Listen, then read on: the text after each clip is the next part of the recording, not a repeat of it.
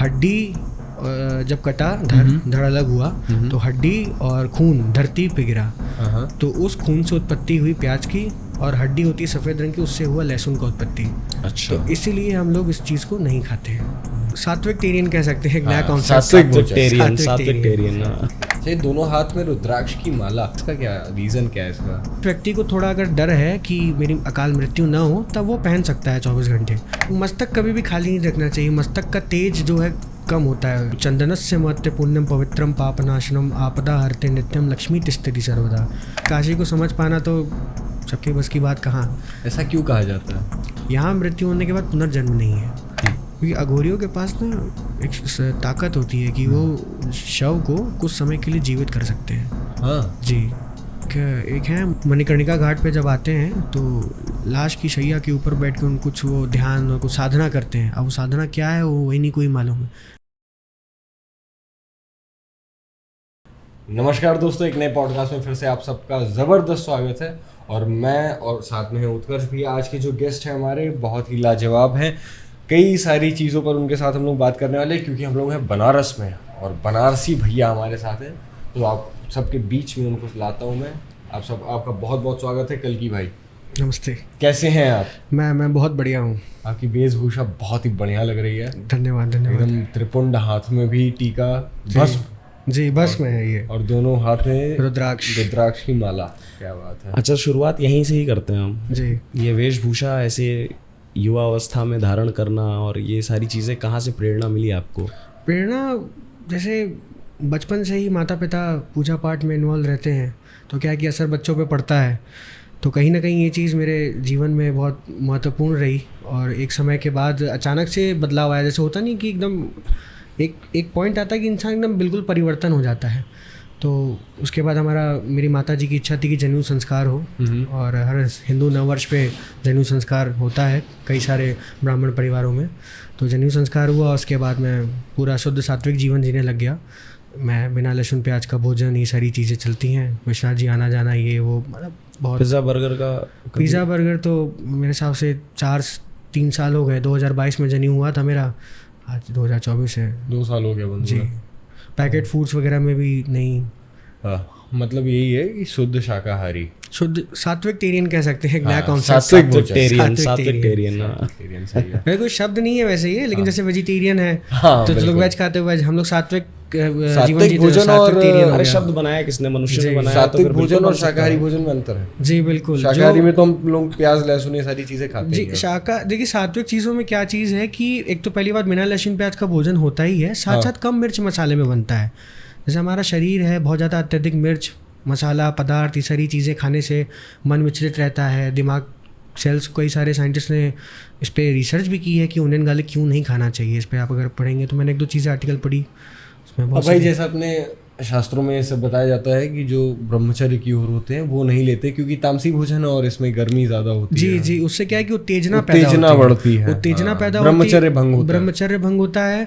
और जिस हिसाब से आप कहानी जानते होंगे कि लहसुन प्याज इसलिए भी नहीं खाया जाता क्योंकि समुद्र मंथन के दौरान जब विष और अमृत निकला तो मोहिनी रूप धारण करके विष्णु जी अमृत सारे देवताओं में बांट रहे थे। तो उसी में असुर आया, उसी को उन्होंने पता नहीं पड़ा, जैसे ही पता पड़ा कंठ तक पहुंचा तभी विष्णु जी ने सुदर्शन चक्र से वध किया। एक धड़ जो ऊपर हुआ वो राहु, नीचे का धड़ जो हुआ केतु। और हड्डी जब कटा धड़ अलग हुआ तो हड्डी और खून धरती पे गिरा, तो उस खून से उत्पत्ति हुई प्याज की, और हड्डी होती है सफ़ेद रंग की, उससे हुआ लहसुन का उत्पत्ति। अच्छा। तो इसीलिए हम लोग इस चीज़ को नहीं खाते हैं। मतलब जैसे प्रेमानंद जी महाराज भी कई बार बोलते हैं कि लहसुन प्याज खाना कोई पाप नहीं है, लेकिन तमोगुणी है, इस वजह से हम लोग नहीं खाते, क्योंकि दुविधा डालता है भक्ति मार्ग में। हमें जप अप करना है तब करना है, अगर लहसुन प्याज खा रहे हैं तो दिमाग थोड़ा अशांत सा होता है। बिल्कुल। उत्तेजना का मतलब जैसे अभी हम लोग यहाँ बैठे हैं, मैं फोकस उतना नहीं कर पाऊंगा जितना अभी बिल्कुल इस तरीके से कर रहा हूँ। मैंने बदलाव देखा अपने में, बहुत बदलाव आता है। अच्छा, आते ही आपने हम लोगों के मस्तक, मतलब मत्था जो खाली था, इस पर तुरंत भस्म का लेप किया। तो रील वगैरह हम लोग अपने इंस्टा अकाउंट पे डालेंगे। बहुत बढ़िया मंत्रोच्चारण के साथ हुआ भाई। तो उसका क्या कॉन्सेप्ट है ये जो भस्म लगाते हैं? भस्म देखिए, मस्तक कभी भी खाली नहीं रखना चाहिए। मस्तक का तेज जो है कम होता है अगर तिलक त्रिपुंड कुछ नहीं लगाया। मैं कह रहा हूँ एक टीका ही लगाइए, लेकिन ज़रूर लगाइए। उससे क्या होता है कि बहुत ही एक श्लोक है, मैं उसको बताना चाहूँगा। हाँ, बिल्कुल। चंदनस्य महत्य पुण्यम पवित्रम पापनाशनम आपदा हरते नित्यम लक्ष्मी तिष्ठति सर्वदा। जो चंदनस्य का जो महत्व है वो पुण्य है, पाप को कम करता है, लक्ष्मी तिष्ठति सर्वदा लक्ष्मी जी का प्रतीक है, तो इसलिए हम लोग इसको लगाते हैं। बिल्कुल, क्या बात है। अच्छा, ये दोनों हाथ में रुद्राक्ष की माला, अभी देखिए मैं भी पहना हूँ, ये मुझको यहाँ बनारस में मिल गई, बहुत बढ़िया। और हमने भी धारण कर लिया इसको। और ये आप दोनों हाथ में इतने मोटे मोटे बीड्स के रुद्राक्ष की माला, इसका क्या रीज़न क्या है इसका? मतलब इसका कोई आध्यात्मिक कारण है, या आज के यूथ के हिसाब से देखें तो शोषा है, या रुद्राक्ष क्यों है ये? रुद्राक्ष ये रुद्र के अक्ष, मतलब जब शिव जी की आंसू जब धरती पे गिरी तो उससे उत्पत्ति हुई रुद्राक्ष की। तो और इसका इतना ज़्यादा प्रभाव आज की युवा पे पड़ रहा है। हाँ, लोग पहने, आप भी पहने, दोनों हाथ में पहन रखा है आपने, गले में भी है। आज के युवा पहन रहे हैं, लेकिन नियम कानून पालन करना बहुत ज़रूरी है। इसके बहुत अत्यधिक, जैसे तुलसी माला देखते होंगे कई लोग इस्कॉन में धारण करते हैं, तो उनका भी बहुत नियम होता है, लहसुन प्याज नहीं खाते हैं, और कहीं किसी की डेथ हो गई तो नहीं जाना जाता है। तो रुद्राक्ष में यही सब चीज़ें हैं। बाथरूम करते समय उतारा जाता है, रात को सोते समय उतारा जाता है। यदि उस व्यक्ति को थोड़ा अगर डर है कि मेरी अकाल मृत्यु ना हो, तब वो पहन सकता है 24 घंटे, लेकिन सही नियम ये है कि रात को उतारना है सोने से पहले। अच्छा, और शौच जाने से पहले उतारना है। हमारे गुरु का कहना है, और ये हमारे गुरु को उनके गुरु ने सिखाया, जो करपात्री जी महाराज थे, हमारे गुरु निचलानंद सरस्वती जी, उन्होंने ही, आपने उनसे दीक्षा ले रखी जी, उनसे दीक्षा ली, तो उन्होंने ही ये सारी चीज़ें बताई कि हम लोग तो उतारते हैं, क्योंकि कई लोग धर्म सभा में सवाल पूछते हैं, तो उन्होंने उनको बताया कि उतारना ज़रूरी होता है। ये बताइए। हाँ, जैसे क्या है कि शौच इत्यादि वाली जगह थोड़ी वो हो जाती है। हमारे शास्त्र में दिया है कि कुछ भी थोड़ा बहुत दूषित है, किसी से सट रहे हैं या बाथरूम कर रहे हैं, तो उसके बाद स्नान आदि का पुण्य करना चाहिए। आपने भी एक बीच में शब्द डाल दिया ना, अकाल मौत से जिसको अगर डर हो तो 24 घंटा पहने। तो रुद्राक्ष अकाल मौत से बचाता है? अकाल मृत्यु। हाँ भाई, अकाल मौत या अकाल मृत्यु। हाँ, अकाल मृत्यु से बचाता है। जैसे आपने सुना होगा मार्कंडे जी वाली कहानी। हाँ, मार्कंडे। नहीं, 24 घंटा पहन सकते हैं। जैसे मान लीजिए कोई व्यक्ति है, उसको थोड़ा डर लग रहा है कि मैं, एक होता है ना कुछ लोग की भय होता है, तो रुद्राक्ष धारण करने के बाद उनके शरीर में एक अलग ऊर्जा आती है कि भाई अब मुझे महसूस हो रहा है। साइकोलॉजिकल बूस्टर की तरह काम करता है ये।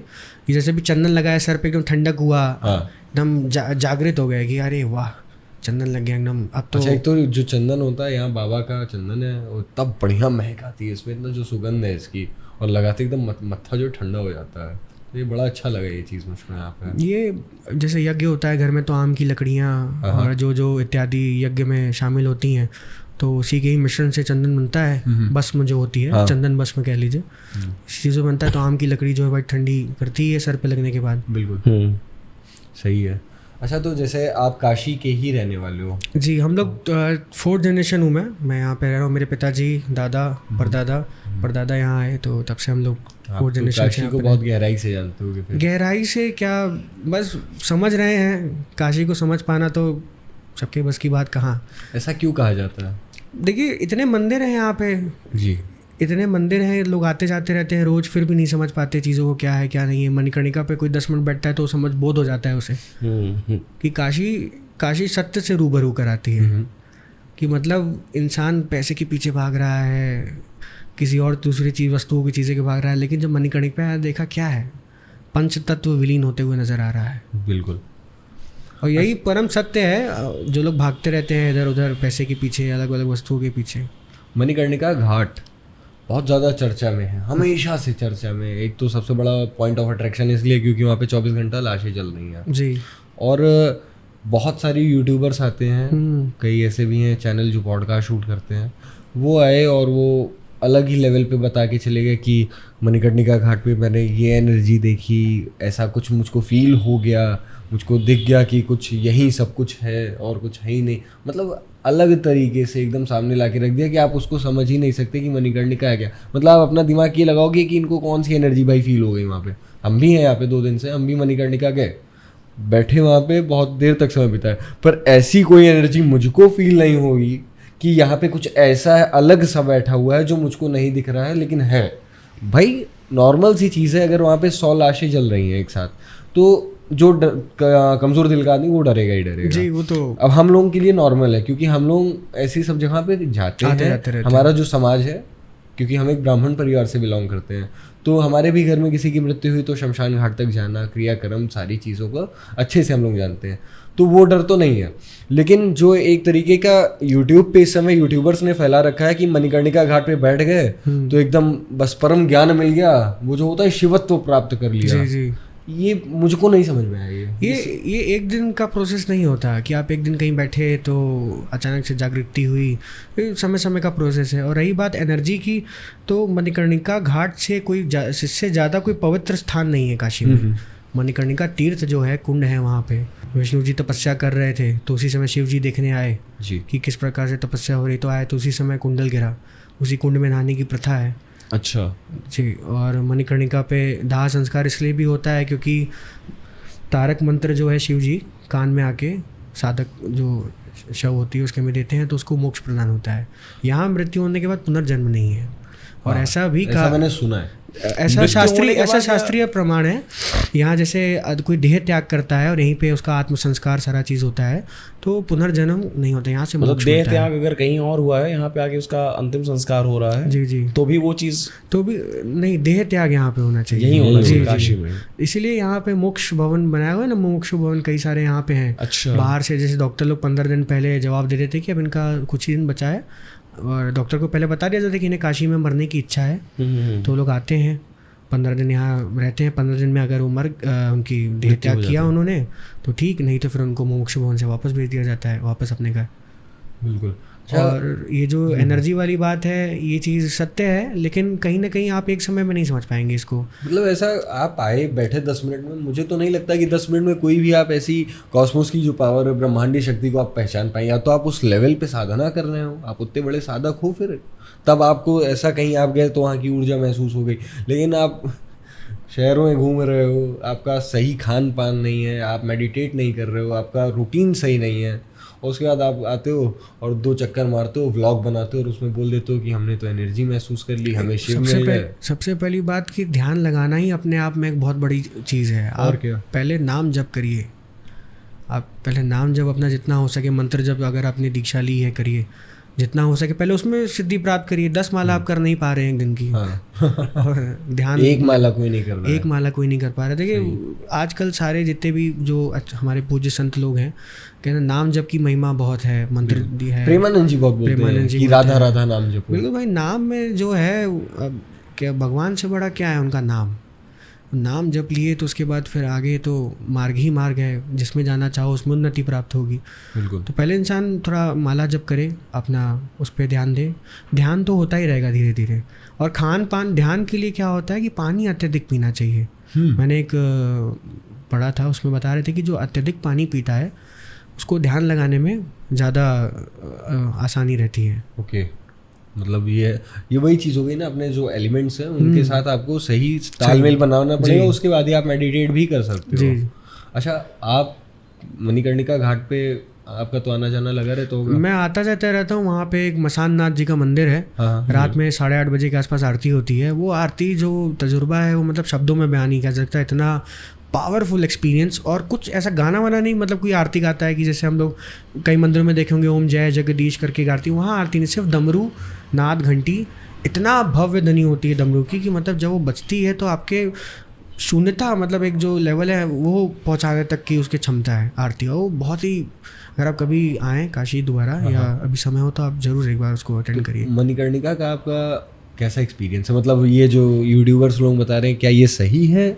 आपको भी ऐसा कुछ एक्सपीरियंस हुआ है या फिर क्या एक्सपीरियंस है आपका? उनको सही या गलत सिद्ध करने से अच्छा है कि मणिकर्णिका है क्या। हाँ, आपका क्या एक्सपीरियंस है? जैसे मैंने शुरुआत में कहा, काशी सत्य का बोर्ड कराता है। बिल्कुल। तो मणिकर्णिका पे जब आप जाएंगे तो आप सब, जैसे जो मटेरियलिस्टिक व्यक्ति हैं पूरा एकदम उलझे चुके हैं कलयुग में, चपेट में, वहाँ जाएगा तो देखेगा वही मैंने स्टार्टिंग में जो बताया कि पंचतत्व विलीन हो रहा है यहाँ पे। एक अमीर यहाँ मर रहा है, कोई गरीब वहाँ मर रहा है, कोई लखपति वहाँ मर रहा है, तो सब एक ही जगह जल रहे हैं। ऐसा नहीं कि किसी के लिए अलग व्यवस्था की हुई है कि लकड़ी सोने की है, चांदी का कुछ ऐसा मड़ा हुआ, सब वहाँ जितना चांदी सोना जब जगह सब वहाँ पे भस्म हो जाता है।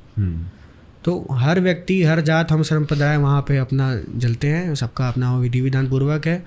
कोई लकड़ी ज़्यादा ये वो चीज़ें अपना करता है, कोई पलंग जिसकी इच्छा होती है वो पलंग सहित लोग जलाते हैं। अच्छा, ऐसा भी है? हाँ, नहीं, लोग कहते हैं कि बांस की ही उस पर अर्थी पर आएगा। हाँ जी, बांस तो नहीं, हमारे हिंदू धर्म में बांस तो नहीं नहीं, जलाया जलाना नहीं, अर्थी वो बांस जो की अर्थी होती है जिसपे लेके आते हैं चार लोग, वो तो बांस की बना के वो बांस की होती है। उस पे शैया जो होती है, शव को लेटा के आया जाता है, फिर मणिकर्णिका पे दाह संस्कार लकड़ी पे लेटा के पूरा विधि पूर्वक, जो वहाँ के मसान लोग होते हैं, मसानी लोग, वो सब उसको दाह संस्कार करते हैं वहाँ पे। अच्छा, नहीं जैसे अभी इसमें आपने एक चीज़ जोड़ा ना, ये अपने बेड के साथ या जो भी शैया के साथ वो लेकर खाट जिसपे वो सोते हैं, उसको खाट सही थी मतलब। नहीं, जैसे इच्छा होती है कुछ लोगों की कि मैं अपने परिवार, मतलब जो परिजन हैं उनको मैं पलंग भेंट करके उनको उसमें एक होता है उसकी लकड़ियों को, पलंग की जो होती है उससे जलाना चाहूँगा। अच्छा, काशी में शास्त्र कहीं ना कहीं मतलब कई चीज़ों के लिए ज़्यादा इजाज़त देते हैं। अब देखिए, ये नया सुनने में मैं पहली बार आज सुन रहा हूँ कि आप पलंग के साथ, आप मतलब अपने जो खत्म हुए हैं उनको आप पलंग के साथ ले जा करके उनका अंतिम संस्कार करते हो। पलंग के साथ ना ले जाके, जैसे कि पलंग वहाँ पे भेंट, अच्छा, पलंग भेंट करने में, जैसे कि मतलब लकड़ियाँ जैसे वहाँ रखी जाती हैं, घर से लकड़ियों के साथ नहीं लाया जाता वहाँ पे, जैसे सम्मानित के तौर पे, जैसे कोई आया, मैंने आपको चंदन लगाया जी, तो वैसे वहाँ पे लकड़ी भेंट की जाती है। भेंट क्या मतलब, जैसे वहाँ शैया जलने वाली है, पलंग वहाँ लकड़ी रखी गई, पलंग सहित वो जल रहा है, पलंग की लकड़ियाँ, और वहाँ मसान की लकड़ियों से ही बनता है। बिल्कुल सही बात है। अच्छा, डोम राजा के बारे में बहुत चर्चा होती है, जो आता है सीधे डोम राजा के पास जाना जाता है मिलने। मतलब डोम राजा वैसे तो अगर देखा जाए तो वही सबका दाह संस्कार करते हैं। पहली जो अग्नि होती है वो डोम राजा देते हैं, और लेकिन उनका बड़ा क्रेज़ है आज के डेट में, आज के युवाओं में बड़ा क्रेज़ मैं देख रहा हूँ। अच्छा, हम लोग के भी अंदर, हम लोग भी पहुँच गए थे वहाँ तक, लेकिन वो मिले नहीं। तो डोम राजा के बारे में कुछ बताइए, इनका क्या वर्किंग है, डोम राजा का इतिहास क्या है, अगर आपको कुछ इस बारे में नॉलेज हो, और डोम राजा क्या करते हैं, किस तरीके से इनका रहन सहन है, जीवन क्या है, इसके बारे में कुछ बताइए। तो जब कर्ण कुंडल धरती पे गिरे थे माता के, तो उस समय शिव जी और माता पार्वती वहाँ समुच्च जाती रहती थी, उनसे पूछा कि कहाँ है, तो उन्होंने जवाब में दिया कि उन सब कोई शांत था, कुछ जवाब नहीं दिया।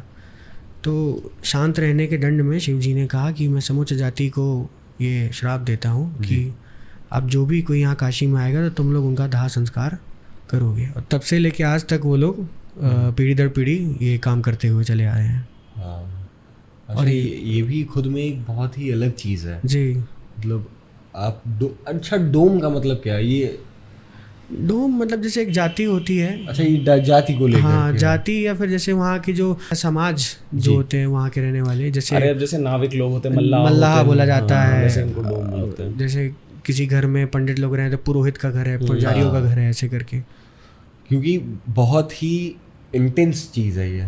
और वहाँ पे कीनाराम जी की एक बहुत बड़ी सी फोटो लगी हुई है जहाँ पे डोम राजा जी का आसन है, गद्दी जो है।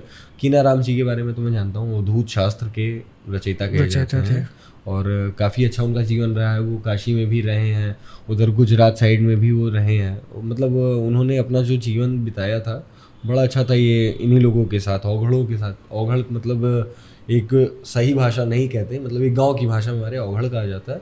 बाकी जो आप यहाँ पे अघोरी हैं, हाँ, औघड़ एक टूटा हुआ शब्द है अघोरी का, बस ये चीज़ है, अघोरी शुद्ध शब्द है। तो इनके साथ उन्होंने अपना बड़ा लंबा समय बिताया था। और फिर वहीं पे कुछ लोग ऐसा भी कहते हैं कि कीनाराम जी को भगवान राम का दर्शन हुआ था। ये मैंने पढ़ा था गूगल पे भी, और कुछ वीडियोस में भी मैंने ऐसा देखा था। अच्छा। मतलब अब जो भी है, मैं तो बहुत पुरानी कहानी है ये, बाकी मैंने ऐसा सुना था। नहीं, अगर औघड़ की बात हुई है तो एक है, मुझे उनका नाम नहीं याद आ रहा है, वो मणिकर्णिका घाट पे जब आते हैं तो लाश की शैया के ऊपर बैठ के उन कुछ वो ध्यान और कुछ साधना करते हैं। अब वो साधना क्या है वो वही नहीं कोई मालूम है।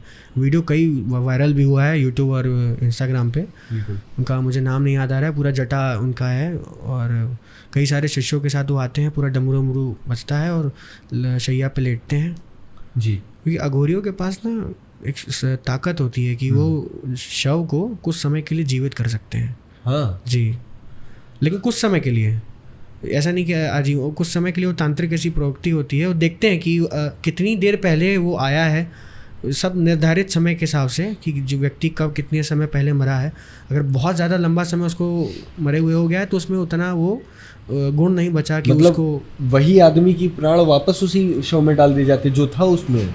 मतलब कुछ समय के लिए जैसे हाथ पैर लेंगे, आँख खुल जाएगी, जीवित हो जाएगा। जीवित मतलब एकदम प्योर वैसे नहीं कह सकते, क्योंकि जब तक दाह संस्कार नहीं होता, गरुड़ पुराण में बताया कि आत्मा सब चीज़ देखती है। बिल्कुल 12-13 दिन का जो प्रोसेस होता है वो सब देखती है कि किस तरीके से हमारे परिजन हमारा कर रहे हैं। इसीलिए घर में गरुड़ पुराण का भी पाठ किया जाता है, ताकि आत्मा को जो, क्योंकि आत्मा जो है वो मरने के बाद वो हो जाती है कि भटक जाती है कि कहाँ जाना है क्या नहीं जाना है। तो गरुड़ पुराण का पाठ होता है तो उससे आत्मा को समझ में आता है कि नहीं, अभी हमें बहुत आगे का रास्ता तय करना है, अभी आगे का मार्ग है। हाँ बिल्कुल सही है। अरे काफ़ी सारी चीज़ें हैं पूछने के लिए आपसे। आज तो हम लोग काफ़ी सारे क्वेश्चन लेकर के आके बैठे हुए हैं, क्योंकि बहुत सारी इंटरेस्टिंग चीज़ें हैं। हर घाट पे तो कुछ ना कुछ नया यहाँ पे मिल रहा है। काशी उत्तर की नगरी भी तो है, मतलब उत्तर यहीं तो मिलते हैं काशी में। काशी आकर ये तो आदि शब्द बोल दिया तुमने, उत्तर की नगरी है। आदि शंकराचार्य जी को मिला भाई यहीं पे ज्ञान। और कहते हैं आदि शंकराचार्य जी को एक डोम ने ही ज्ञान दिया था जी। वो उन्होंने कहा था कि मैं भी इस धरती पे खड़ा, मतलब वो नशे में धुत था, कुछ शायद था, उसने छू लिया था आदि शंकराचार्य जी को, तो ये फिर छुआ नहीं था, जैसे उसकी वो सामने आया खड़ा था तो नशे में धुत, तो वो कह रहा है मैं भी इस भूमि पे खड़ा हूँ, तुम भी इस भूमि पे खड़े हो, अछूत तो तुम भी हुए, मेरे पीछे से हवा तुम्हारे आगे पास हो रही है, हवा तुमसे भी गुजर रही है, तो तुम भी तो अछूत हुए। बिल्कुल। और जिस धरती पे मैं खड़ा हूँ वहाँ से सूर्य की किरण तुमको भी उतनी बराबर पड़ रही है जितनी मुझे पड़ रही है। हाँ। तुम भी तो अछूत हुए, ऐसे करके। तो उन्होंने उनको एक संवाद था, उनको आदि शंकराचार्य जी को बताना था। थे तो शिव जी ही अपना शिव के ही अवतार, मतलब शिव गण में से कई लोग होते हैं ना समझाने के लिए, कई सारे संतों को दर्शन हो ही जाता है। ये कई के बड़े बड़े लोग होते हैं, छोटी छोटी बच्चों में कुछ ऐसा चीज़ मिल जाता है जो कई बड़े बड़े संत नहीं बता पाते। उत्तर प्राप्त हो जाता है, बोध हो जाता है सत्य से। काशी विश्वनाथ मंदिर आना जाना होता है आपका दर्शन? जी, मैं शयन आरती के समय रहता हूँ रात में, रोज, मतलब प्रतिदिन तो आना जाना रहता है। हम लोग सब कोई काशी वासियों का वो है कि अपना जो यहाँ के दुकानदार हैं सब कोई बंद करेंगे 9:30-10 बजे तक, माता अन्नपूर्णा का दर्शन किए, फिर उसके बाद शयन आरती में 10:30 बजे हुए। रोज़ की उनकी आदत है, काशी वासियों की सबका यही सीन है। तो काशी विश्वनाथ मंदिर के बारे में कुछ बात करें? प्राण है हमारे काशी विश्वनाथ जी। बिल्कुल, वो तो हमारे आराध्य हैं और उनके बिना जीवन कुछ नहीं। बिल्कुल। मृत्यु भी है तो उन्हीं का ही नाम है मुंह में, तो यही इच्छा है। उन्हीं की नगरी में राजा है हमारे। तो ये काशी विश्वनाथ मंदिर जो है, इसकी जो ग्लोरी है, इसके बारे में वैसे तो सबको पता है, यूट्यूब पे, गूगल पे, हर जगह पे जैसे भरा पड़ा। काशी ने कई बार कई चीज़ों को झेला, कई बार मंदिर टूटे, विध्वंस हुआ, मुगल काल हो गया, चाहे मैं 1033 से लेके 1992 तक की, या फिर अभी हाल ही में जो कॉरिडोर और व्यास का तहखाना खुला उस तक की बात करूँ तो बहुत एक बड़ा इतिहास है काशी का। बहुत झेला उन काशी ने, मंदिर ने, फिर टूटा, फिर बंधा अलिया भाई होलकर से लेके कुतुबुद्दीन अहमद ने जब उसको तोड़ा, तो कई सारी ऐसी चीज़ें हैं। लेकिन औरंगजेब भी यहाँ पे औरंगजेब भी आया तो उसने एक मंदिर नहीं तोड़े, कई सारे मंदिर तोड़े जी। उसके बाद फिर मस्जिद बनी और नंदी जी आज भी उस तरफ मुख करके देख रहे हैं। मुझे लगता है ये 90s में बंद कर दिया गया था तहखाना ना, ये जब उनकी सरकार थी 1992 में मुलायम सिंह यादव जी की, तो जो चीफ मिनिस्टर थे, उसी टाइम पे बंद किया गया था। उसी समय 1992 में वो बंद किया। अब हाल ही में मोदी जी के राज में हमारे वहाँ पे जी व्यास का तहखाना खुला है। पहली बार दर्शन हुआ वहाँ पे, पहली बार हुआ। अच्छा, इसके बारे में बाबा जी हमारे या कोई भी घर का जो वरिष्ठ मतलब होता था तो उससे चर्चा होती थी, तो उन लोगों ने 92 से पहले दर्शन किया हुआ था, तो बताते थे कि वो नंदी जिधर देख रहे हैं उसी के नीचे वहाँ पे मंदिर है, ऐसा करके। तो इस बार आए तो एक और मित्र है हमारा, वो हमारे साथ गया था रात में, वही 9 बजे के आसपास, 9:30 बजे का था। हाँ, 9 साढ़े 9 के आसपास, वही शयन आरती से पहले का समय था, श्रृंगार हो रहा था बाबा का। हाँ, श्रृंगार हो रहा था। तो जब गए तो उसने कहा वहाँ नहीं, पहले इधर आइए। तो मैं कहा क्या हुआ इधर? अच्छा, दिमाग में तो होता नहीं है। वहाँ पहुँचे तो देखा ये तहखाना है, तो फिर वहाँ जो पुजारी जी थे, हमने कहा कि कब आना है प्रभु। मतलब इस चीज़ को लोग, मतलब अब मैं क्या ही बोलूँ, इस पे बोलना मतलब हमारे लिए ही विवादास्पद हो जाएगा, लेकिन वो वही स्थान है जहाँ पे विश्वनाथ जी पहले विराजमान किया करते थे। अच्छा, तो मैंने एक केस किया मंदिर में ही, थोड़ा सा बचकाना भी हो सकता है, कुछ लोगों को लगे, कुछ लोगों को बुरा लग जाए, हर्ट हो जाए, तो भाई जिनको हर्ट होगा उससे मुझे फ़र्क नहीं पड़ता है। और अगर जिनको मज़ा है सुनने में तो थैंक यू। अच्छा वो हम लोग मंदिर में गए तो जितनी बार आते हैं ना हम लोग तो यही देख के लगता है उस ढांचे को कि प्रभु कब, अब आपकी बारी है, अब कब, अब जब शिव जी की इच्छा हो। तो मैंने देखा मस्जिद की तरफ, मैंने बोला कि कार सेवा कब होगी। बगल में एक पुलिस के अधिकारी जा रहे थे, वो मुझको देखिए हंसने लगे, मैंने उनको देखा, मैं कहा अच्छा आप सपोर्ट करेंगे क्या? वो भाई साहब वैसे तुरंत चले गए। बोलते हैं ये बाद में मतलब ये मतलब देखिए मैंने तो मौज मस्ती किया उनके हाँ, साथ, लेकिन उनके ऊपर कुछ मत करना भाई। वो तुरंत वहां से कट लिए कि ये क्या बोलने लगा लड़का यहाँ पे। भाई ये तो अपनी फीलिंग्स की बात है। अभी देखिए विवादित मामला चल रहा है, सबको पता है सत्य क्या है, लेकिन अभी पूर्ण रूप से जब सत्य बाहर आएगा तब फिर अलग चीजें होंगी। अब पूर्ण रूप से कितना ही सत्य बाहर आएगा, क्योंकि पीछे की दीवारें तो सामने गवाही दे रही हैं। और सबसे बड़ी बात, ज्ञानवापी मस्जिद का नाम होता ही नहीं है। ज्ञानवापी तो मंदिर का नाम है, ज्ञानवापी किसी मस्जिद का नाम होता ही नहीं है। बिल्कुल। और क्या, ज्ञानवापी तो हमारी संस्कृति है, वही चीज़ है। जिस देश में हैं हम लोग, जहाँ के भगवान कटघरे में खड़े हैं, उस देश की मैं क्या ही शब्द से उस मतलब किस तरीके से निंदा करूं, बहुत छोटा शब्द पड़ेगा निंदा करने के लिए। अच्छा आप लोगों से, जैसे हम लोगों से तो पूछा जाता था, हम लोग अयोध्या के रहने वाले, तो जो लोग आते थे तो पूछते थे कब मंदिर बन रहा है, कब आप लोग बनवा रहे हैं। सबकी उत्तेजना है। आप लोगों से भी ऐसे सवाल होते हैं? जी, व्यास का तहखाना खुला, जैसे ही कॉरिडोर बना या अंदर ऐसा ही सर्वे की कार्बन डेटिंग हुई तो पता पड़ा कि अंदर शिवलिंग है। हाँ, तो हनुमान चालीसा का जोर शोर से सब डंडा वंडा लेके बाहर एकदम जोर से हनुमान चालीसा गा रहे हैं बाहर। ये कहाँ पे हुआ था? यही कॉरिडोर के बाहर, गेट नंबर 4 के पास। हाँ, जोर से पूरा हनुमान चालीसा गाया जा रहा है, पटाखे फूट रहे हैं, काशी वाशी जश्न मना रहे हैं। भाई सत्य तो सबको ही पता था, लेकिन क्या है कि कार्बन डेटिंग होने के बाद पूर्ण रूप से पता पड़ गया और अच्छे से। बिल्कुल। और वहाँ तो दीवालों पे त्रिशूल और हाथी, कमल के फूल और ऐसी कई सारी घंटी की आकृतियां। दीवार है, पीछे की दीवार साक्षात बता रही है कि मंदिर का आर्किटेक्चर रहा था। और जिस समय काशी विश्वनाथ जी थे, उस समय काशी विश्वनाथ जी का जो मंदिर था वो इतना भव्य अलौकिक था कि कोई कल्पना नहीं कर सकता। विश्वकर्मा जी ने उसको पूरा बनाया था। बिल्कुल। अच्छा कहते हैं कि काशी के कई सारे नाम हैं जी। आनंद कानन सबसे पुराना, आनंदवन, हाँ आनंदवन, मुक्तदायनी, महाशमशान, ये 3 इसके पुराने पहले के नाम है। अभी तो वाराणसी, बनारस और काशी चल रहा है। वाराणसी के बीच में काशी है। इन सारे नामों के बारे में आप कुछ बताइए हम लोगों को। काशी जो है वो रिप्रेजेंट करता है यहाँ के टेम्पल्स और यहाँ का कल्चर। और वाराणसी जो है वरुणा और रस्सी दोनों के संगम से वाराणसी पड़ा है। और बनारस का तो सब कोई जानता है, बना हुआ रस, मस्त इंसान। कहते हैं कि जब भगवान शिव और पार्वती कहीं जा रहे थे तो उन्होंने जब देखा काशी नगरी को, उनको इतनी सुंदर लगी कि मैं तो अब यही आके रहूँगा। तो जब माता पार्वती और शिव जी की विवाह हुआ, उसके बाद कैलाश पर्वत पे जब वो दोनों पहुँचे तो माता पार्वती की जो माता थी उन्होंने कहा उनको कि क्या है, तुम्हारा घर तो है नहीं, कैसे कहाँ रहोगे ये इस बर्फ़ में, किस प्रकार से तुम्हारा पति है, उनको सोचना चाहिए। तो माता पार्वती कहीं शिव जी के पास कहीं कि हमें कोई स्थान चाहिए जहाँ पे हम निवास कर सकें। तो वो खोज में आए काशी। और जब काशी आए तो उस समय यहाँ के राजा थे देवदासा करके थे। तो शिव जी ने उनको कहा कि तुम जहाँ हम रहते तुम वहाँ जाके तुम रहो, अब यहाँ से पूर्ण रूप से हम निवास करेंगे।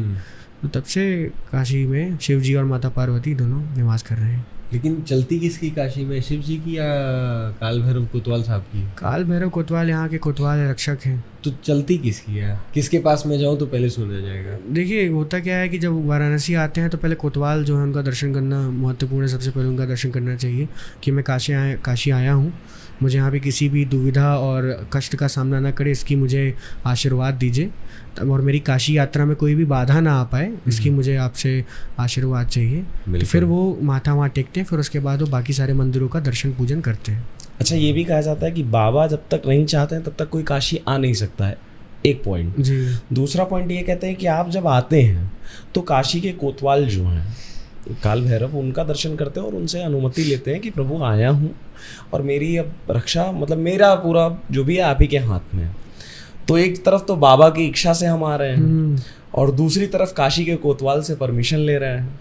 परमिशन नहीं, उसको एक हम एक शब्द कह सकते हैं उसको कि मतलब अपनी इच्छा व्यक्त कर रहे हैं उनके आगे, एक परमिशन तो नहीं कह सकते उसको कि भाई भगवान आप धाम में आ रहे हैं तो भाई भगवान की इच्छा से ही आ रहे हैं। तो आप जब काल भैरव में जा रहे हैं तो आप उनसे प्रार्थना कर रहे हैं, जी प्रार्थना का शब्द, अनुमति तो नहीं कह सकते, प्रार्थना कर रहे हैं कि मैं यहाँ आया हूँ, मुझे आपका आशीर्वाद, याचना, मुझे आपका आशीर्वाद चाहिए, मुझे संपूर्ण काशी यात्रा में मुझे मदद करें और जितने मंदिर में मुझे दर्शन पूजन के लिए सहायता करें, आपकी मुझे बहुत। अच्छा, जैसे हम लोगों का तो अभी काल भैरव जी से मतलब नहीं हुआ है, दर्शन नहीं हो पाया है अभी तक फिलहाल में, तो क्या इसमें कुछ नाराजगी भी होगी प्रभु की? हम नाराजगी नहीं कह सकती है, थोड़ी यात्रा अधूरी कही जाती है। नहीं, करके जाएंगे दर्शन, हाँ दर्शन बगैर किए जाएंगे नहीं, लेकिन जैसे अब कल ही आए हम लोग तो रात में वही 9 बजे वहाँ चले गए, फिर उसके बाद दिन भर अपना इधर क्या कहते हैं घाट पे घूमा, ये सब सारी चीज़ें किया, जाना वहाँ चाहिए था लेकिन अब शूट भी थे, हाँ शूट थे, एज अ कंटेंट क्रिएटर एक फ्रेंड भी आया हुआ है हमारा, तो उसके साथ टाइम स्पेंड किया हम लोगों ने। तो मतलब अब कल या परसों में जब नहीं देखिए करना ज़रूरी है, आज करिए कल करिए, लेकिन ये है कि थोड़ा उनसे अब पर्पस क्या है काशी में आने का, सबसे पहले ये लोगों का रहता है कि हमें यहाँ परिक्रमा करनी है, उसके बाद कई मंदिरों का दर्शन करना है, तो सबसे पहले वो काल भैरव जी के पास जाते हैं। अब बहुत आजकल के जो नए स्टैंडर्ड लोगों का लोग है क्या है, किसी को दर्शन हो गया मतलब धाम की यात्रा पूरी हो गई, अब उन्हें क्या मालूम कि यहाँ पे 64 योगिनी, 12 आदित्य और भी कितने प्रकार के मंदिर अन्य अन्य हैं, बिंदु माधव हैं। 64 योगिनियों का मंदिर कहाँ पर है? 64 योगिनी का मतलब एक मंदिर है। अच्छा जी। और वो 12 आदित्य जो आपने बताया उनके 12 आदित्य मतलब सूरज? हाँ 12 आदित्य, द्वादश ज्योतिर्लिंग भी हैं। तो कई सारे क्वेश्चन नहीं कहेंगे तो चर्चाएं हैं, क्योंकि जिज्ञासा है काशी को जानने के पीछे, तो 2-3 चीज़ें मैंने लिख के रख लिया था। तो घाट कई सारे हैं, 84 घाट हैं। मैं तो यही सोचता हूँ कि 84 घाटों पे बैठ करके अगर 84 दिन की साधना की जाए तो 84 लाख योनियों से आदमी पार हो जाएगा। यहाँ पे एक मंदिर है मल्लिकार्जुन का प्रतीक, जी हमारे काशी में ही है, वो 84 सीढ़ियाँ चढ़ते जाना पड़ता है। अच्छा। तो ऐसा कहा जाता है कि वो 84 सीढ़ी जब आप चढ़ते हैं तो आपको 84 योनियों से मुक्ति मिलती है। मल्लिकार्जुन ज्योतिर्लिंग का प्रतीक है, जैसे मैंने ना कि 12 ज्योतिर्लिंग काशी में है, और 12 ज्योतिर्लिंग मतलब सेम जो पूरे हमारे भारतवर्ष में पूरे हैं, उनका सेम यहाँ पे अगर आप दर्शन करते हैं तो सेम पुण्य आपको यहाँ पे प्राप्त होता है, इक्वल पुण्य। हम लोगों ने भीमा शंकर है, गौरी केदारेश्वर है। गौरी केदारेश्वर जी का तो स्कंद पुराण में वर्णन है कि 7 गुना ज़्यादा पुण्य प्राप्त होता है यहाँ पे केदारनाथ जी हिमालय और यहाँ पे दर्शन करने से। बिल्कुल सही है। तो वाराणसी का कल्चर बहुत फेमस है, जो यहाँ की संस्कृति है, उस पर कुछ बात करें हम लोग। संस्कृति सबसे पहली बात तो सुबह बनारस है। सुबह बनारस जी, सबसे यहाँ पे लोग ब्रह्म मुहूर्त में उठ के स्नान ध्यान, फिर उसके बाद सुबह बनारस की जो आरती 80 घाट पे होती है, बहुत ही भव्य होती है। फिर उसके बाद लोग अपना निकलते हैं सैर पे, दर्शन की, उसी साथ साथ खाना पीना, ये सारी चीज़ें हैं। कचौड़ी बहुत फेमस है। कचौड़ी है, पान है, साड़ी है, साड़ी बनारसी साड़ी। यहाँ के कल्चर में क्या है कि अतिथि देवो भव वाला कल्चर है कि कोई आप आ रहे हैं तो मदद करने से कोई पीछे नहीं हटता। आप किसी से कुछ पूछेंगे तो हो सकता है आपको वहाँ तक छोड़ के चला ही आए। बिल्कुल। अच्छा, जैसे यहाँ पर बहुत सारे इन्फ्लुएंसर्स आए, सोशल मीडिया इन्फ्लुएंसर्स आए, उन्होंने बहुत सारी जगहों को वो कर दिया, क्या कहते हैं, बहुत पॉपुलराइज कर दिया कि जैसे एक ब्लू लस्सी शॉप है, लस्सी की दुकान है उनकी।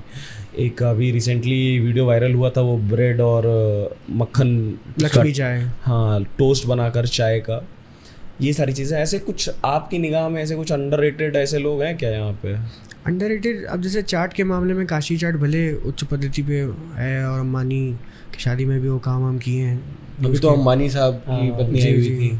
तो विश्वनाथ गली में एक विश्वनाथ चाट भंडार है, बहुत छोटी सी उनकी बड़ी प्यारी सी दुकान है, वो भी फेमस है अपने यहाँ लोकल लाइट में, लेकिन जो स्वाद है वो अलग ही है। अगर वहाँ एक बार हो सके जाना। फिर विश्वनाथ गली से लोग दर्शन करते थे तो वहीं से ही बाहर आते थे, पहले रास्ता तो एक ही था हुआ करता था, बिल्कुल। अब तो कॉरिडोर बनने के बाद 4 रास्ते हो गए हैं। तो वहाँ से लोग आते थे तो चाट वाट का स्वाद लेके फिर अपना आगे प्रस्थान करते थे बाकी चीज़ों पे जी। और कई सारी गलियों के अंदर चायों की दुकानें हैं जो बोर्ड फेमस नहीं है, हाँ। अपने घर के बाहर यहाँ पे हम लोगों ने कई सारी ऐसी छोटी छोटी दुकानें देखी, जैसे दीवालों में दुकानें हैं जी, वो बड़ा अच्छा लगा देखकर। दीवालों में उसको चौतरा बनाए हुए हैं, उसी पे बत्ती लगा के चाय। खास बात ये है कि मस्त वॉल पे पेंटिंग हो रखी है शिव जी की, गणेश जी की, हनुमान जी की, और उसके आगे वो स्टॉल अपना शॉप लगा रखा, बहुत सुंदर लगता है देखने में, मतलब क्रेजी है वो सारी। जब आप बिंदु माधव के मार्ग में जाएंगे रास्ता दर्शन करने, तो उसी बीच में आपको एक चाय की दुकान बहुत ही क्या है बिंदु माधव जी विष्णु जी का मंदिर है यहाँ पे। अच्छा अच्छा जी। ओके। वो भी शायद कुछ कंट्रोवर्शियल है। मतलब उनका भी पहले मस्जिद वाला ही सेम विश्वनाथ जी वाला है, अभी भी उनका कोर्ट में चल रहा है केस वगैरह। जैसे वहाँ विश्वनाथ जी का मंदिर तोड़ के ध्वंस करके मस्जिद बनेगी थी, वैसे यहाँ बिंदु माधव जी का मंदिर तोड़ के उनका मतलब ये राम जी और अयोध्या वाले विश्वनाथ जी और यहाँ बिंदु माधव जी। सिंपल सी बात है सर कि मुगल काल लोग आते थे तो उन्हें क्यों पसंद होगा कि मंदिर हो, वो तो चाहेंगे ही ना मस्जिद हो। 40,000 मंदिरों की जो बात है उसमें कहीं ना कहीं बिल्कुल तो पूरा भारत संघर्ष किया है मुगल काल में और संघर्ष कर रहा है। अब देखिए कब तक चीज़ें क्या होती हैं, लेकिन धीरे धीरे मंदिर कि हम लोग हिंदू जो हैं अब जागरूकता धीरे धीरे आ रही है, लोग समझ रहे हैं मंदिर का महत्व और क्यों जो चीज़ें हुई वो क्यों नहीं होनी चाहिए थी उस समय, जो भी था उस समय राजाओं ने जो निर्णय लिया उस समय का, क्योंकि हम लोग तो थे नहीं, जो उस समय निर्णय था उन लोग का अपना था। कल्चर पे बात किया काशी के, बड़ा सही आपने बताया, साड़ियों का भी आपने जिक्र किया। काशी का अल्हड़पना बड़ा फेमस है। अल्हड़पन यही है जिसको अवधि में लंठे ही कहते हैं। यहाँ के लोग बड़े टेढ़े किस्म के होते हैं, मतलब वो बात भी सीधे मुंह से नहीं करते हैं। अब कोई व्यक्ति मुंह में पान दबाया हुआ है और वो पान छोड़ के आपसे बात थोड़ी ना करेगा। हाँ, और उनकी बातों में गाली देते हैं, बहुत गाली देते हैं सब। उनके लिए महत्वपूर्ण है पान। हाँ, पान और चाय और पान। सुबह उठे तो चाय चाहिए, फिर लेट गए घाट पे आधा एक घंटा, मस्त देखे गंगा जी को, फिर उसके बाद निकले अपना लड़पन में व्यापार करते हुए, फिर रात में अपना पान दबाते हुए निकले। तो अपने काम से काम रखने वाले व्यक्ति हैं सब। बिल्कुल। तो नहीं है कि ज़्यादा छेड़छाड़ करेंगे तो फिर वो अपना रूप भी दिखाते हैं। बनारस में आने, जैसे मैं आया हूँ घूमने, ऐसा टूरिस्ट हूँ मैं, आप लोकल हो, तो लोकल के लिए या फिर टूरिस्ट के लिए बनारस में क्या करना चाहिए, क्या करना नहीं चाहिए, क्या सही है क्या गलत है, इसका नॉलेज कुछ मिले। सही, इसके बारे में कोई नॉलेज देता नहीं है, और यहाँ पे तो घाट घाट पे ऐसा ज्ञान मिल जाता है कि आपका सर चकरा जाएगा सुन के। सही चीज़ ये है कि यहाँ धर्म के हिसाब से चलेगा इंसान तो उसकी काशी यात्रा संपूर्ण होगी। अधर्म करेगा, गलत चीज़ करेगा, जहाँ मंदिर में अलाउड नहीं है फ़ोटो खींचना या कुछ भी चीज़ें करना, क्योंकि मंदिर का मतलब ये कि आप दर्शन पूजन करिए, वहाँ ध्यान लगाइए, माला जप करिए, आप ब्लॉगिंग नहीं कर सकते, क्योंकि वो it's not a tourist place, it's religious place. Spiritual place भी नहीं कह सकता हूँ, क्योंकि रिलीजियस प्लेस है, वहाँ पे मना किया जाता है फ़ोटो खींचना। अब मतलब ही क्या है। लेकिन हम लोग आए थे जब तो गंगा आरती देख रहे थे, वहाँ पे गंगा आरती देखने वाले कुछ ही थे, जैसे हम लोग थे, तो खड़े होकर आनंद ले रहे थे। वो शंखनाद जब उन्होंने किया 4 मिनट 5 मिनट का, खतरनाक था। मतलब ऐसे बाल ऐसे खड़े हैं तो खड़े, मतलब इतनी बार तालियां बजी हैं वहाँ पे। वो एक बड़ा सा कैमरा पीछे लगा हुआ है वहाँ पर पानी टंकी पे, वो एक बड़े से स्क्रीन पे प्रोजेक्ट हो रहा था और वो बजाया उनको आगे रोका पीछे से किसी ने कि बस। हाँ, उनको रोका क्या, महाराज जी बस अब आगे है। चीजें करनी है।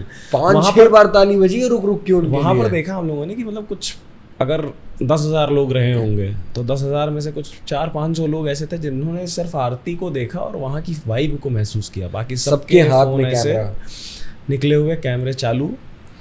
शो ऑफ का ज़माना है, जाएंगे तो दिखाएंगे काशी गए ये गए। गंगा आरती एक प्रोसेस है, आप देखते हैं कि सारे जितने भी पुरोहित हैं एक साथ उनका जो चलता है, पूरी चीज़ें होती हैं वो एक साथ लय में जाती हैं। एक लय में कोई भी एक पुजारी नीचे नहीं होगा, ऊपर नहीं होगा, एक लय में सारा चीज़ जाता है। और प्रैक्टिस होती है हमारे लोगों की, ये सब गंगा आरती जो प्रॉपर है, लोग समिति जो है पूरा ट्रेन करते हैं लोगों को किस तरीके से शंखनाद और पहले क्या चीज़ें करनी है क्या नहीं करनी है। बिल्कुल। अच्छा, आध्यात्मिकता के बारे में कुछ बताइए। यहाँ की इस पूरे काशी जो है ये जिला है बनारस, यहाँ की आध्यात्मिक ऊर्जा के बारे में कुछ बताइए। किस तरीके से, अगर जैसे आपका तो वस्त्र ही एकदम अलग आपको दिखा रहा है। अभी आप हमारे अयोध्या में होते ना तो लोग सीधे आपके पैर में गिर जाते, अरे महाराज जी राम राम, अरे महाराज जी राम राम, ऐसा करके। आपका वस्त्र इस समय दक्षिणा मिल गई होती अब तक। वो तो अलग ही चीज़ है वो, हाँ खैर वो भी ज़रूरी है। तो यहाँ पे जैसे एज अ बिगिनर मैं अगर अध्यात्म से जुड़ना चाहूँ तो काशी में क्या करूं, किसके पास जाऊं, कैसे मंत्र लूं, क्या कैसे करके मैं वैराग्य या फिर इन सारी स्पिरिचुअलिटी में कैसे जुड़ सकता हूं? पहले सबसे पहली बात तो आइए, हाँ, उसके बाद फिर यहाँ पे जितने भी मंदिर हैं वहाँ के पुरोहित हैं उन सबसे बातचीत करिए, कुछ ना कुछ आपको बताएंगे कि कितनी बजे क्या आरती होती है, सम्मिलित हुई है उनमें। और घाटों पे कोई बाहर से टूरिस्ट आता है तो ज़्यादातर लोग समय यही चीज़ में बिताते हैं कि स्ट्रीट फूड ट्राई किया जाए, ये किया जाए, वो किया जाए। सबसे पहले आइए आप तो 2-4 दिन घाट पे बिताइए, बिल्कुल। कि क्या हो रहा है, लोग क्या कर रहे हैं, काशी वासी आके किस तरीके से स्नान कर रहे हैं, सुबह भी स्नान कर रहे हैं, शाम को भी स्नान कर रहे हैं, अपना घर से सारा पूजा पाठ का सामान लेके आ रहे हैं, खुद ही गंगा जी की आरती एक दिए दीप प्रज्वलित कर रहे हैं। हाँ, तो ये छोटी छोटी चीज़ें बड़ी मायने रखती हैं हमारे, गंगा स्नान करना, गंगा स्नान दर्शन करना, पूजन करना। आपने 3 बार बोला, पहली बार गंगा स्नान करते हैं, दूसरी बार बोला 2 टाइम गंगा स्नान 2 करते टाइम हैं। गंगा स्नान। अब जो घाट किनारे जिनका घर है उनको लिए तो जितनी बार गंगा स्नान हो सके। गंगा सबसे में बेस्ट टाइम क्या रहेगा, जैसे मतलब सुबह वही ब्रह्म मुहूर्त। नहीं स्नान का नहीं, काशी आने का सबसे बेस्ट टाइम? काशी आने का सबसे बेस्ट टाइम यही है कि अक्टूबर टू मार्च। अक्टूबर टू मार्च, हाँ, मतलब हम लोग इसमें सही टाइम पे हैं। सही टाइम क्या है कि जैसे गर्मी जो है वो थोड़ी कम हो जाती है इस मौसम में, तो घूमने फिरने में तकलीफ नहीं होती है। बाकी आने वाले तो साउथ इंडियन जो है वो 12 महीने आते हैं। हाँ। अच्छा ये बताइए, जैसे गंगा नदी की आपने बात किया स्नान करने की बात, गंगा नदी का पोल्यूशन बहुत ज़्यादा है और ये सच है और ये बहुत दुख की बात है हर एक सनातनी और हर एक भारतवासी, सनातनी भी नहीं कहेंगे, भारतवासियों के लिए, हर जाति धर्म के लोगों के लिए हमारी नदियाँ बहुत ज़्यादा पोल्यूटेड होती जा रही हैं। तो इसका क्या कारण आपको लगता है कि पोल्यूशन इतना बढ़ता जा रहा है नदियों में? कारण यही है कि हम कलयुग की तरफ जा रहे हैं। अब कलयुग की तरफ जैसे जैसे जा रहे हैं तो जो अच्छी चीज़ें होंगी वो तो अब विलुप्त होती ही जाएंगी धीरे धीरे। एक समय लिखा भी है कि एक समय आएगा कि जब गंगा जी वापस स्वर्ग को लौट जाएंगी। तो ये संकेत है मनुष्य जीवन के लिए कि सचेत हो जाओ जी। अब जो तुम लोग कर रहे हो, जिस तरीके से तुम लोगों ने जीवन काटा जी, प्रकृति को कष्ट देना सबसे गलत बात है। प्रकृति को जब इंसान कष्ट देगा तो फिर खुद भी भोगेगा। बिल्कुल।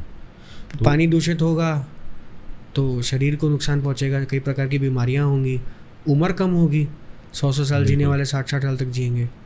यहाँ पे मैंने देख रहा हूँ कि गंगा को साफ करने के लिए बहुत सारे प्रोजेक्ट हैं। प्रोजेक्ट्स देखिए सर बहुत सारे आते हैं, बहुत सारे जाते भी हैं।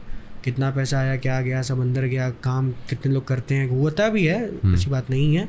और कई सारे लोग, घाट के लोग इस चीज़ को खुद से भी करते हैं कि कोई टूरिस्ट आता है गंदगी फैलाता है तो उसको चिल्लाते हैं कि गंगा जी हैं। कई लोग कपड़ा साइड वहाँ पे धोने लगते हैं, साबुन ये सबका उपयोग नहीं करना चाहिए। जो पाप धुल रही है वहाँ पे तुम साबुन का इस्तेमाल कर रहे हो। सही है, गलत तो है। बाकायदे बोर्ड लगा हुआ है वहाँ पे कि इस प्रकार शैम्पू है, कुछ भी ऐसा पैकेट वाली चीज़ें नहीं जो गंगा जी को दूषित करें। अच्छा, क्या गंगा नदी के घाट के किनारे ऐसे छोटे छोटे मिनी बाथरूम्स या ऐसी सुविधाएं हैं क्या कि गंगा नदी में नहाए, जैसे बालू वालू लगी तो फिर जा करके उसमें चेंजिंग रूम्स बने हुए हैं। बाकी शौचालय वगैरह थोड़े से दूर पे हैं, ऊपर जाके बने हुए हैं, उनका अलग से घाट से ऊपर चढ़ना पड़ेगा। घाट से ऊपर चढ़ के है, जैसे ही घाट स्टार्ट होगा उसके थोड़ा सा दूरी पे बना हुआ रहता है। अच्छा, ये जो 84 घाट हैं जी, इनका ये भी शिव पुराण में शायद उल्लेख है कि अगर काशी में पैदल चला जाए घाटों पर, और मतलब काशी नगरी में ही पैदल चला जाए तो पाप कटते हैं। सप्तपुरियों में से एक काशी। यहाँ पे हर कदम सत्य की ओर और अध्यात्म की ओर आपको लेके जाता है। और जितना यहाँ पे तीर्थ किया जाए, पंचकोशी यात्रा होती है महाशिवरात्रि के समय, लोग हर साल आते हैं यहाँ पे पंचकोशी यात्रा करते हैं। पंचकोशी बहुत बहुत बहुत मंदिर की यात्रा है उसमें, वो बहुत कठिन यात्रा भी है, पूरी रात यात्रा चलती रहती है उसकी। मणिकर्णिका से शुरुआत होती है, होते फिर हर शहर की अपनी अपनी विशेषता है। जैसे आपने काशी की बताया सप्तपुरी, ऐसे मैं अपनी अयोध्या की एक विशेषता बताता हूँ। जब आप वाल्मीकि रामायण पढ़ेंगे तो वाल्मीकि रामायण में साफ साफ लिखा हुआ है कि जब भगवान राम के पिताजी राजा दशरथ जी का राज था, चक्रवर्ती राजा दशरथ, तो जो अयोध्या नगरी थी जो उन्होंने बना के रखी थी, उसको जिस तरीके से सजाया था, जो इंद्र थे, इंद्र की अवंतिकापुरी नगरी भी अयोध्या के सामने फीकी पड़ जाती थी।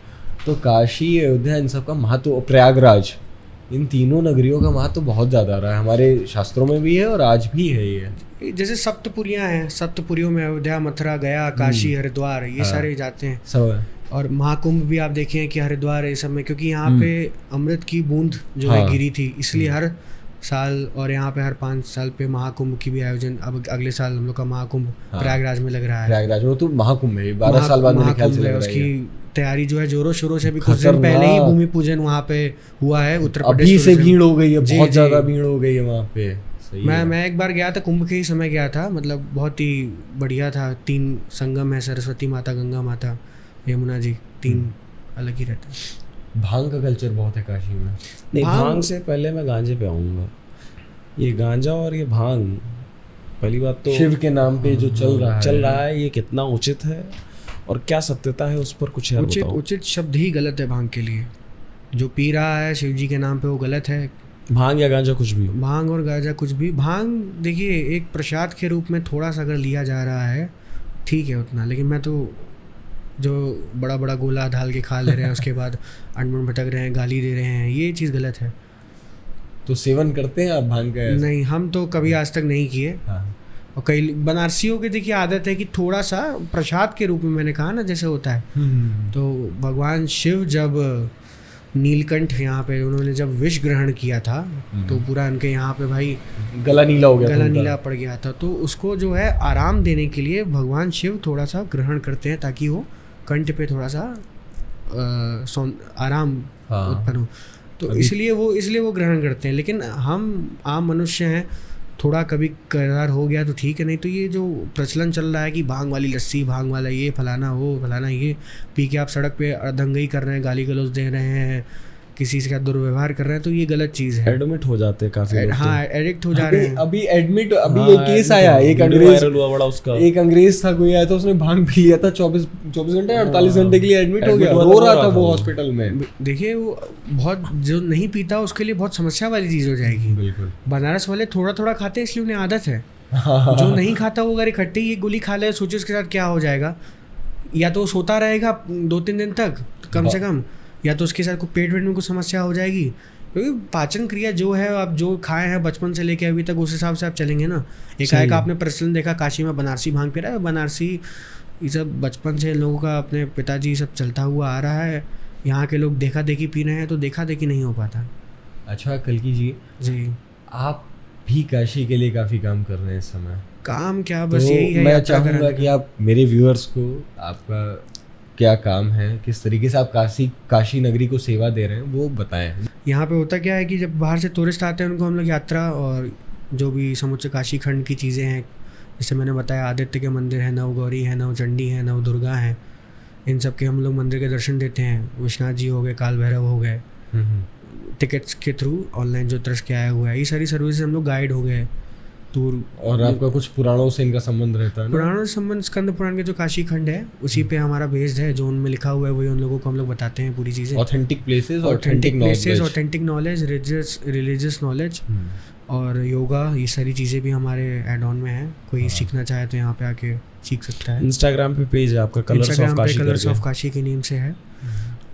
फॉरेनर्स भी आते हैं तो वो लोग को भी हम लोग दर्शन, ये सारी चीज़ें अवेलेबिलिटी कराते हैं। आपका क्लाउड किचन की भी सर्विस है? क्लाउड किचन हाल ही में अभी 4 महीना ऑलमोस्ट हो गया स्टार्ट किए। सात्विक भोजन है, no Indian no garlic theme पे। क्यों ना हमारा एक वो है डायलॉग, या कह सकते हैं एक लाइन है कि ना खाएंगे ना खिलाएंगे। नहीं, ना खाएंगे ना खाने देंगे, मोदी जी वाला। नहीं, खाने कैसे नहीं देंगे, वो मनुष्य है। नहीं, वो कब तक, लेकिन खिलाएंगे नहीं। तो हमारे यहाँ नहीं बनता, तो हमारे यहाँ नहीं बनता। आप बाहर कहीं बनता है तो आप वहाँ खा लीजिए, आप खा लीजिए। सही बात है। 2 सवाल है मेरे पास। एक तो है काशी में समय डेवलपमेंट हो रहा है, बहुत ज़बरदस्त डेवलपमेंट हो रहा है। लास्ट में आया था, हम लोग को आए थे आखिरी बार 21 में आए थे, 2021 में आए थे, 3 साल हो गए हम लोगों को आए हुए। तो उस समय पे ये जो गदुलिया है यहाँ पे भी काम चल रहा था। तो अभी यहाँ पे तो बड़े अच्छे रेस्टोरेंट बन चुके हैं, फूड कोर्ट्स अच्छे बन गए। अभी मैंने रिसेंट अभी कल देखा, ये रोपवे सर्विसेज आ रही हैं, रोपवे सर्विसेज बहुत ज़बरदस्त होने वाला है मेरे ख्याल से कुछ। तो ये इससे काशी को फ़ायदा हो रहा है या नुकसान भी कुछ? फ़ायदा तब तक था जब तक कॉरिडोर बना हुआ था। उससे क्या है कि आर्थिक पक्ष जो है यहाँ पे मजबूत हुआ था। आसपास के व्यापारियों का, रुद्राक्ष जो लोग बेचते हैं, माला फूल का वर्क है जिनका, मिठाई और रुद्राक्ष, ये जितना मतलब काशी से रिलेटेड व्यापार करते हैं उन लोगों के लिए फ़ायदेमंद साबित हुआ। और बहुत ज़रूरी भी था ये चीज़, क्योंकि भीड़ हर साल बहुत ज़्यादा आती है यहाँ पे। लोगों को लगता है कि यहाँ नहीं आती है। उस समय काशी को वही लोग जानते थे जो रिलीजियस थोड़ा ज़्यादा थे, क्योंकि अब क्या है कि अब तो इंटरनेट पे पूरी वायरल हो गई है। उस समय था कि फॉरेनर्स ज़्यादा आते थे, साउथ इंडियंस। ये 2 लोग काशी में हमेशा भरे में, बचपन से इन्हीं लोगों को ज़्यादा देखता था, एक तो फॉरेनर और दूसरे साउथ इंडियन। अब मैं देख रहा हूँ कि भारत के हर कोने से आ रहे हैं काशी में। और रही बात डेवलपमेंट की, तो जितना डेवलपमेंट होना चाहिए था उतना हो रहा है और अच्छा भी है। लेकिन रोपवे वाला जो काम है उसमें क्या है कि उतनी उसकी ज़रूरत अभी हमें नहीं लगता कि यहाँ के लोगों को थी। उसकी जगह कुछ और देखा जा सकता था, लेकिन सरकार कुछ सोच के ही कर रही है। मे बी अभी प्रोजेक्ट आ रहा है, होप गुड फॉर एवरीथिंग। देखते हैं क्या होता है उसके लिए। एक्साइटेड तो भाई काशीवासी हैं ही कि रोपवे बन रहा है भाई, वो तो लगी बात है। मैं खुद देखा वहाँ पे चौराहे पे रखा इतना बड़ा सा रोपवे, मैं कहा ये कहाँ गया यहाँ पे भाई, यहाँ से पहाड़ों में तो देखा है आज तक हम लोगों ने। नहीं जैसे विध्वंस नहीं, मतलब कुछ मंदिर ना टूटे, घाट का आर्किटेक्चर वैसा ही रहे। मणिकर्णिका को भी थोड़ा हल्का तोड़ा गया है, हरिश्चंद्र घाट को भी तोड़ के नया बनाया जा रहा है। तो क्या है ना, हमारी संस्कृति हमारे पत्थरों में नजर आती है। जैसे अगर वो ना हो तो समझ में आता है कि घाट कितना पुराना है देख के। जैसे मार्क ट्वेन का कोट है, Varanasi is older than its look like और it's older than its time, ऐसे करके उन्होंने पूरा एक कोट कहा है। तो भाई समय से भी पुरानी काशी, तो आप उसको, मैं कहता हूँ जैसी है वैसे ही रहने दीजिए। ये है कि डेवलपमेंट के नाम पे कि कुछ अगर क्रैक आ रहा है, टूट रहा है, तो उसको सही किया जाए। बाकी पूरा घाट तोड़ के उसको नया बनाना, ये थोड़ा सा गलत है। और कहीं ना कहीं इस चीज़ को लेके काशीवासी थोड़ा सा अंदर से हाँ है। रामनगर की रामलीला बड़ी फेमस है जी, यूनेस्को वर्ल्ड हेरिटेज साइट में उसका उल्लेख है। मैं तो कभी नहीं देखा हूँ, खाली नेट पे देखा है। वहाँ आस्था नजर आती है रामनगर की रामलीला। कब लगती है ये, कब होती है ये? दशहरा से पहले 1 महीना की पूरी बीत गई। सबसे दुनिया की सबसे बड़ी 31 दिन की रामलीला। आपके अयोध्या में भी 7 दिन की होती है, यहाँ पे 31 दिन की होती है सबसे बड़ी। और काशी नरेश जो हैं रामनगर के, वो भी रोज उस रामलीला में शामिल होते हैं। पूरा एक एक कांड वाल्मीकि रामचरितमानस का, राम जी के जन्म से लेके रावण के वध से लेके फिर भरत मिलाप, फिर आखिरी में उनका विदाई अयोध्या तक की पूरी संपूर्ण। और कुछ इंस्ट्रूमेंट नहीं, कुछ ढोल नहीं, को ढोल से वहाँ पे रामायण रामचरितमानस लोग लेके आते हैं, उसी को पढ़ते हैं, उसी से ही एक एक कांड, एक एक श्लोक पढ़ के उसका कीर्तन होता है। कोई ऐसा मटेरियलिस्टिक आज के ज़माने वाला लाइट। अच्छा, क्या मंजन भी होता है? जैसे मतलब नाटक प्ले भी होता है क्या उसमें? प्ले यही होता है कि किरदार निभाते हैं वहाँ के जो राजा सेलेक्ट करते हैं उन लोगों को, राम जी कौन बनेंगे और बाकी जो रामायण के कैरेक्टर हैं। बिल्कुल, काफ़ी अच्छा लगा आपसे बात करके, क्योंकि है क्या कि जैसे मैं ये आपसे पूछूं कि काशी विश्वनाथ मंदिर के बारे में क्या है, सबको पता है, गूगल पे पढ़ा, लेकिन आपके जो एक्सपीरियंस है वो जाने चाहिए। एक काशी का लोकल आदमी कैसे सोचता है काशी के बारे में, ये दुनिया के बीच में जाना चाहिए। हम लोग जब ब्रॉडकास्ट के पहले हिस्ट्री हेरिटेज कल्चर की जब बातचीत चली, तो मैं कह रहा था कि जो समझदार होगा वो ये सब चीज़ों के बारे में ऑलरेडी अध्ययन किया हुआ होगा। बिल्कुल सही है। तो ये है कि ब्रॉडकास्ट के जरिए सीखना चाहिए। कई लोग शास्त्र पढ़ने के उतना उनको नहीं मिल पाता मार्गदर्शन, तो ये अच्छी चीज़ हो रही है कि आज ब्रॉडकास्ट के जरिए लोग सीख पा रहे हैं, काशी के बारे में जान पा रहे हैं, और उनके मंदिर और उनकी प्राचीनता और हिस्ट्री मुगल काल से और उसके पहले काल से लेके कि किस तरीके से काशी ने सहा है जी ये सारी चीज़ों को। तो अच्छा है जो लोग बता रहे हैं, और आगे भी ऐसा ही चलता रहे, अच्छी चीज़ें ब्रॉडकास्ट पे आती रहे। मैं तो यही अपेक्षा करता हूँ। हम लोगों का तो कुछ ऐसा ही है, मतलब लेके बढ़ेंगे तो अपना यही सब कल्चर, मतलब हमारे कल्चर को जान पाना ही सबसे बड़ी बात है। मैं कहता हूँ अगर एक कण भी अगर आप थोड़ा सा समझ लीजिए, बहुत जीवन चला जाता है आराम से। सही है। तो आपका बहुत बहुत धन्यवाद, आपने इतना अच्छा समय दिया, और मुझे लगता है इस पॉडकास्ट को यहीं पे विराम देना चाहिए। फिर कभी मिलेंगे आपके साथ, किसी और अच्छे टॉपिक पर बात करेंगे। काशी कभी अयोध्या आइएगा तो हमें मौका दीजिएगा बिल्कुल आपको घुमाने का। धन्यवाद। तो दोस्तों बताइएगा आपको ये पॉडकास्ट कैसा लगा। अभी हम लोग काशी में हैं, आप ये वीडियो काफ़ी दिन बाद देख रहे हो, और ऐसे अभी 2-4 वीडियोस हमने शूट किए हैं, आपके बीच में आएंगे, तो सब पे रिव्यू अपना ज़रूर दीजिएगा, और जितनी वीडियोस आएंगी ज़रूर देखिएगा। लाइक शेयर कमेंट करना बिल्कुल ना भूलें, और सब्सक्राइब ज़रूर करिए। देखो भाई है क्या ना कि अपना बहुत लोग पॉडकास्ट कर रहे हैं, तरीके के कर रहे हैं, कोई भूत पकड़ ले रहा है भाई, किसी के पॉडकास्ट में भूत आ जा रहा है, हाँ ये तो हो रहा है। लेकिन हम लोग क्या ना कि जो सही है सनातन परंपरा में, सबसे पहली बात तो जो चीज़ें बताई गई हैं वैसा आज की डेट में लोग नहीं कर रहे हैं। हम लोग आज के डेट में पड़ गए चमत्कार में। सनातन परंपरा में चमत्कार नहीं है, रीति रिवाज है। तो हम अपने रीति रिवाजों पे काम कर रहे हैं। तो प्लीज़ आप इसको देखिए, और मैं कहूँगा कि आप थोड़ा सा मुझको आगे बढ़ाइए और आपकी सेवा करने का मौका दीजिए। चलिए, जय सिया राम। जय सिया राम। जय सिया राम।